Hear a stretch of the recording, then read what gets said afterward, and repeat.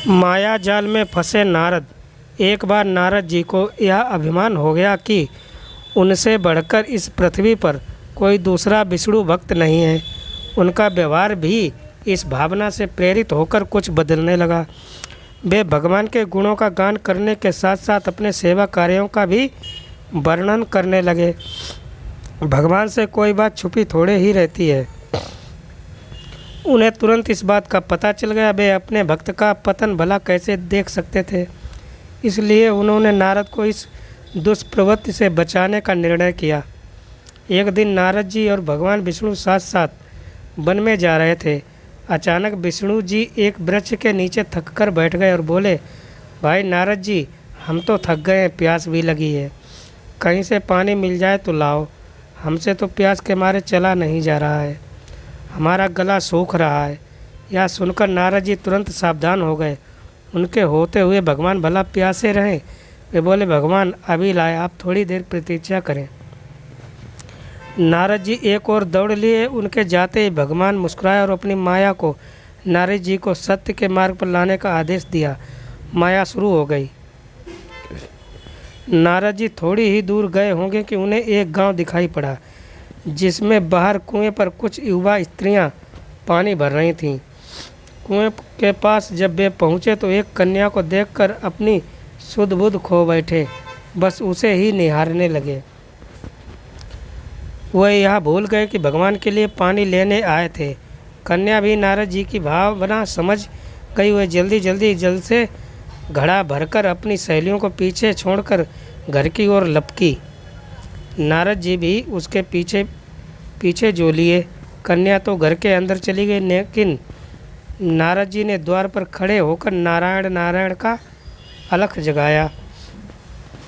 गृह स्वामी नारायण का नाम सुनकर बाहर आया। उसने नारद जी को तुरंत पहचान लिया। अत्यंत विनम्रता और आदर के साथ वह नारद जी को घर के अंदर ले गया। उनके हाथ पैर धोकर स्वच्छ आसन पर बिठाया तथा उनकी सेवा सत्कार में कोई कमी ना छोड़ी। उनके आगमन से अपने को धन्य बताते हुए गृहस्वामी ने अपने योग्य सेवा के लिए आग्रह किया। नारद जी बोले, आपके घर में जो आपकी कन्या जल का घड़ा लेकर अभी अभी आई है, मैं उससे विवाह करना चाहता हूँ। नारद जी की बात सुनकर गृहस्वामी एकदम चकित रह गया, लेकिन उसे प्रसन्नता भी हुई कि मेरी कन्या एक ऐसे महान योगी तथा संत के पास जाएगी। उसने स्वीकृत प्रदान कर दी और नारद जी को अपने ही घर में रख लिया। 2-4 दिन पश्चात शुभ मुहूर्त में उसने अपनी कन्या का विवाह नारद जी के साथ कर दिया तथा उन्हें गांव में ही उतनी धरती का टुकड़ा दे दिया, खेती करके वे आराम से अपना और अपने परिवार का पेट भर सकें। अब नारद जी की बीड़ा एक खूंटी पर टंगी रहती, जिसकी ओर उनका ध्यान बहुत कम जाता। अपनी पत्नी के आगे नारायण को वे भूल गए। दिन भर खेती में लगे रहते, कभी हल चलाते, कभी पानी देते, कभी बीज बोते तो कभी निराई गुड़ाई करते। जैसे जैसे पौधे बढ़ते, उनकी प्रसन्नता का पारावार न रहता।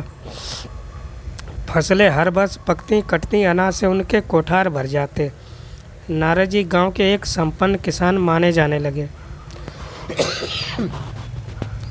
वर्ष दर वर्ष बीतते चले गए और नारद जी की गृहस्थी भी बढ़ती चली गई। 3-4 लड़के लड़कियां भी हो गए। अब नारद जी को एक क्षण भी फुर्सत नहीं मिलती थी। वे हर समय बच्चों के पालन पोषण तथा पढ़ाई लिखाई में लगे रहते थे अथवा खेत में काम करते रहते थे। अचानक एक बार तेज़ बारिश हुई, जिसने कि दिनों तक बंद होने का नाम नहीं लिया। बादलों की गरज और बिजली की कड़क ने सबके हृदय में भय उत्पन्न कर दिया। मूसलाधार वर्षा ने गांव के पास बहने वाली नदी में बाढ़ की स्थिति पैदा कर दी। चारों ओर पानी ही पानी फैल गया। कच्चे पक्के सभी मकान ढहने लगे। घर का सामान बह गया, पशु भी डूब गए, उनके व्यक्ति भी मर गए। गांव में त्राही त्राही मच गई। नारद अब क्या करें। उन्होंने भी घर में जो थोड़ा कीमती सामान बचा था उसकी गठरी बांधी और अपनी पत्नी तथा बच्चों को लेकर जान बचाने के लिए पानी में से होते हुए बाहर निकलने लगे। नारद जी बगल में गठरी थामे, एक हाथ में एक बच्चे को पकड़े, दूसरे हाथ में अपनी पत्नी को संभालते हुए थे। थे। पत्नी भी एक बच्चे को गांठ में और एक का हाथ पकड़े धीरे धीरे आगे बढ़ने लगी। पानी का बहाव अत्यंत तेज था तथा यह भी पता नहीं चलता था कि कहाँ गड्ढा है और कहाँ टीला। अचानक नारद जी ने ठोकर खाई और गठरी बगल से निकलकर बह गई।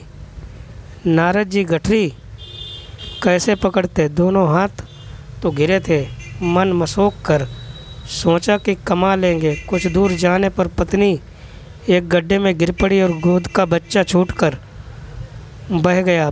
पत्नी बहुत रोई, लेकिन क्या हो सकता था। धीरे धीरे दो बच्चे भी पानी में बह गए।